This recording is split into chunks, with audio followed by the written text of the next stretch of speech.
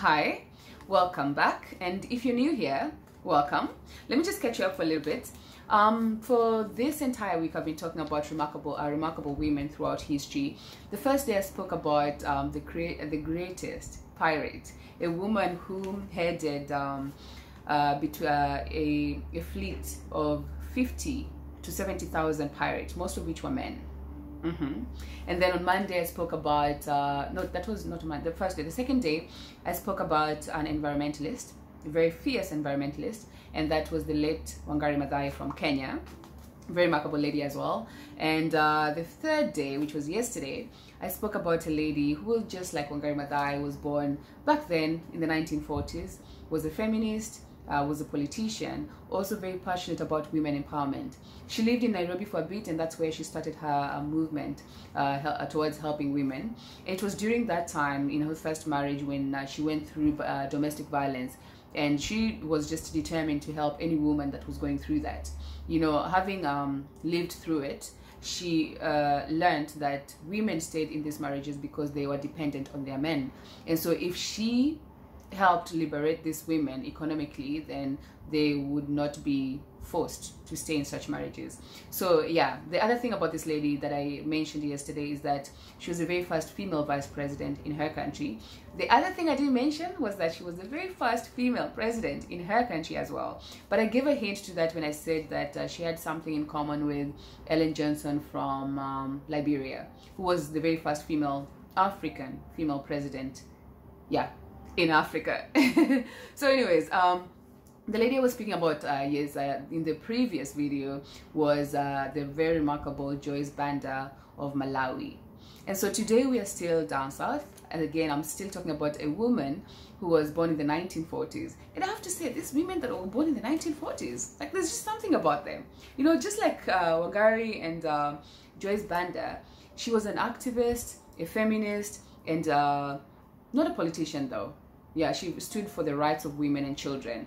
You know, she came from a very humble background, but her parents made sure that she went to very good schools.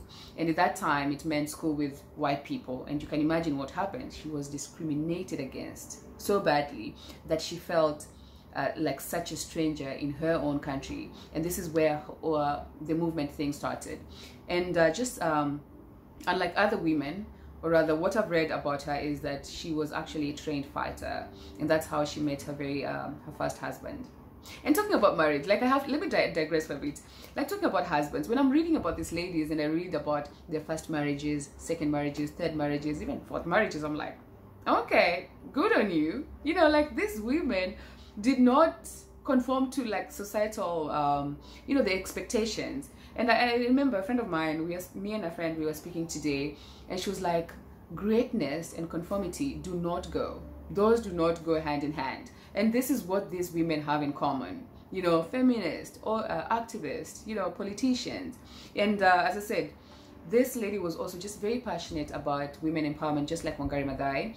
The other thing about her is that she was awarded in the 90s for her work with children's rights. Yeah, and as I said, she married very well. She had 2 marriages, both just very well. I cannot say who she was married to the second time, but you know, she had something in common with Eleanor. I cannot tell you who Eleanor is, but it is known now, just her and Eleanor have this type of marriage. So yeah, that was about her. The other thing she said when I was listening to an interview she had was that she didn't believe in love at first sight, and that both of her husbands, it was not love at first sight. I don't know what she was telling us, ladies. But anyways, that's all about her. The other thing about her is she was urged to run for the seat for the UN Secretary General, which she turned down. She did not, her beliefs and the UN did not go hand in hand, so she turned that down, and the seat was later filled by the late Kofi Annan. All right, so that's the end of the clues I have for you today. Please let me know in the comment section who you think our diva is today, and I'll be revealing the answers tomorrow. I'll see you then. Bye bye.